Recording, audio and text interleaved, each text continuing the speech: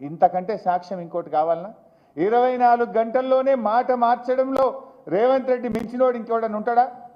నీకు సిగ్గుంటే నిజాయితీ ఉంటే క్షమాపణ చెప్పు. నేను తప్పుగా నోరు జారిన కేసీఆర్ గారిని మార్చురిగిపోవాలని ఆయన చావును కోరుకున్నా అని జాతిపిత అయిన కేసీఆర్కు క్షమాపణ చెప్పు. ఏమన్నా ఆయన పెద్ద మనసుతో నిన్ను క్షమిస్తాడు, ప్రజలు క్షమిస్తారు నిన్ను. ఇలా కేసీఆర్ అంటే ఒక వ్యక్తి కాదు, తెలంగాణ రాష్ట్రాన్ని సాధించిన 4 కోట్ల ప్రజల కలలను నిజం చేసిన స్వప్నికుడు. నువ్వు ఆయన పట్టుకొని ఆ రకమైన భాష మాట్లాడుతావు. నేనేమంటాడు మళ్ళా మాట మార్చేసిండు, మాట మార్చి నేను అట్లా అన్నానా అని నిన్న మాట్లాడే ప్రయత్నం చేసిండు. అసలు నువ్వు ఎన్ని మాటలు మార్చినావు రేవంత్ రెడ్డి? చెప్తే ఇదంటే చూడు, రాస్తే రామాయణం అంతా చెప్తే భారతం అంత ఉన్నది నీ కథ. నువ్వు మాట్లాడిన అబద్ధాలు, నువ్వు చేసిన గోబల్స్ ప్రచారాలు అంతా ఇంత కాదు. ఎల్ఆర్ఎస్ మీద ఏం మాట్లాడినావు రేవంత్ రెడ్డి? నువ్వు ఆనాడు బీఆర్ఎస్ పార్టీ అధికారంలో ఉన్ననాడు ఇదే కాంగ్రెస్ పార్టీ ఆ రోజు మేము ఎల్ఆర్ఎస్ను తీసుకొచ్చి ఇల్లీగల్ ప్లాట్స్ను రెగ్యులరైజ్ చేసే ప్రయత్నం చేస్తే వీళ్ళు కేసీఆర్ గారు పేద ప్రజల రక్త మాంసాలు పీలుస్తున్నాడు అని మాట్లాడిండు. బట్టి విక్రమార్క గారు, ఉత్తమ్ కుమార్ రెడ్డి గారు, సీతక్క గారు, రేవంత్ రెడ్డి గారు ఒకరిని మించి ఒకరు కేసీఆర్ గారిని తిట్టారు, బీఆర్ఎస్ పార్టీని తిట్టారు. మరి ఇప్పుడు మీరేం చేస్తున్నారు? ఇవాళ మీరు ఆనాడు ఉచితంగా చేయాలి ఎల్ఆర్ఎస్ అన్నారు, కానీ ఈరోజు మీరు ఎల్ఆర్ఎస్ కట్టాల్సిందే 31 తారీఖు డెడ్ లైన్ అని పేద ప్రజల మెడ మీద కత్తి పెట్టి ఈ డబ్బులు లేని కష్టకాలంలో ఆర్థిక మాంద్యంలో ఇవాళ ప్రజలను డబ్బులు కట్టాలని ఎల్ఆర్ఎస్ పేరిట తెలంగాణ ప్రజల రక్త మాంసాలు పీలుస్తున్నది ఇవాళ కాంగ్రెస్ పార్టీ.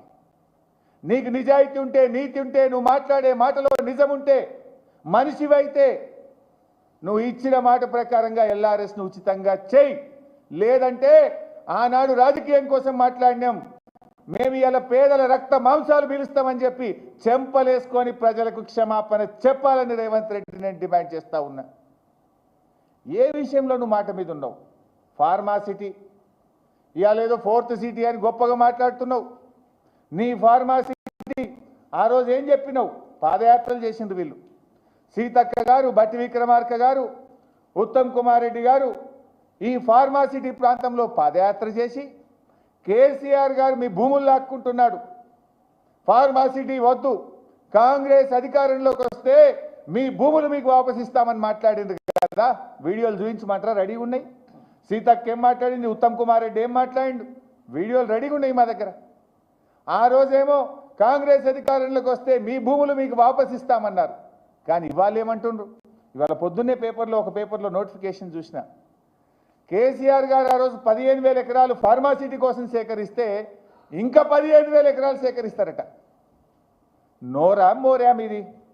భూములు వాపసు ఇస్తామన్న మీరు మరో 15,000 ఎకరాల భూమి సేకరిస్తాము అని చెప్తే మీకేమన్నా కొద్దిగానే ఉన్నదా?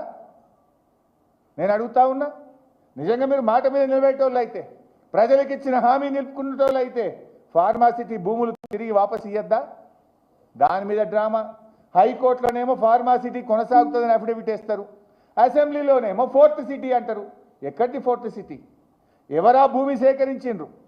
వేల కోట్ల రూపాయలు రైతులకిచ్చి 15,000-16,000 ఎకరాలు కేసీఆర్ గారు భూమి సేకరించి ఇక్కడ జీరో లిక్విడ్ డిశ్చార్జ్తో కాలుష్య రహిత ఫార్మా